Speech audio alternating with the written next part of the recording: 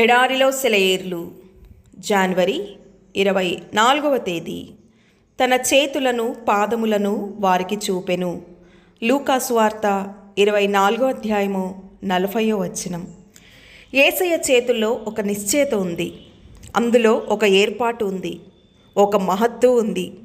యేసయ్య చేతులు మానవ చేతులే. ఒకప్పుడు అవి శిశువు చేతులు.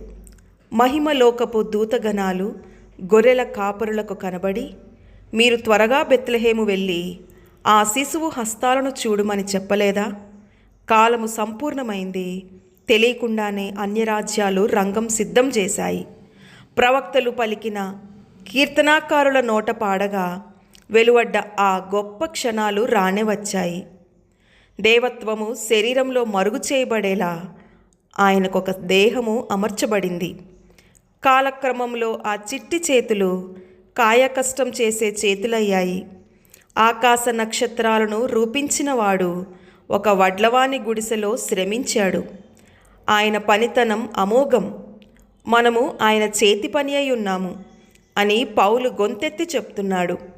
అతనికి తెలుసు, కరుకైన మ్రానులను చెక్కి అందంగా ఉపయోగకరమైన వస్తువులుగా తీర్చిదిద్దిన ఆ చేతులే ప్రజాకంటకుడైన తనను ప్రభువు శిష్యునిగా మార్చాయని, ధర్మశాస్త్రం వలన కాక ప్రేమచేత పురికొల్పబడ్డానని అతనికి తెలుసు.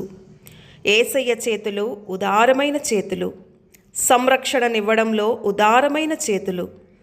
కఠినాత్ములైన శిష్యులు చిన్న బిడ్డలను తోలివేయడానికి సాహసించినప్పుడు చిన్నారుల తలపై ఉంచి దీవించిన చేతులవి. ఆయన చేతులు స్వస్థత వరాలనిచ్చే ఔదార్యము గల చేతులు. ఆయన వెళ్ళిన ప్రతి చోట రోగముతో ఉన్న వారందరినీ ఆయన యొద్దకు తెచ్చారు. ఆయన స్పర్శలో అలనాటి శక్తి ఇంకా ఉంది. ఆయన చేతులు శుద్ధి చేయడంలో ఉదారమైన చేతులు. తన పై వస్త్రము అవతల పెట్టి తన సొంత చేతులతో శిష్యుల పాదాలు కడగసాగాడు.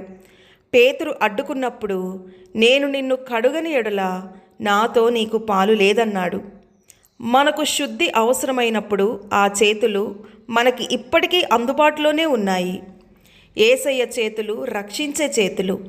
ప్రతి విధమైన పాపాన్ని బైబిల్ వర్ణిస్తుంది, కానీ వాటన్నిటి నుండి ప్రభు మనకు విడుదలనిస్తాడని ప్రకటిస్తోంది. ఆయన చేతులు గాయపరచబడిన చేతులు గనుకనే రక్షించగలవు. మానవుడు చేసినవి ఏవైనా పరలోకంలో ఉన్నాయా అంటే అవి యేసు పొందిన పంచగాయాలే.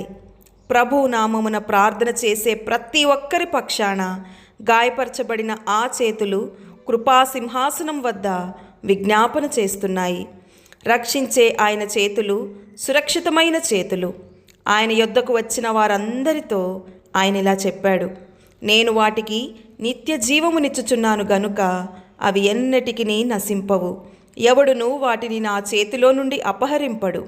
ఆయన చేతులకు మనం అప్పగించిన సమస్తాన్ని అవి ఇప్పటికీ ఎప్పటికీ భద్రంగా కాపాడగలవు. దేవుడి మాటలను దీవించునుగాక. ఆమేన్.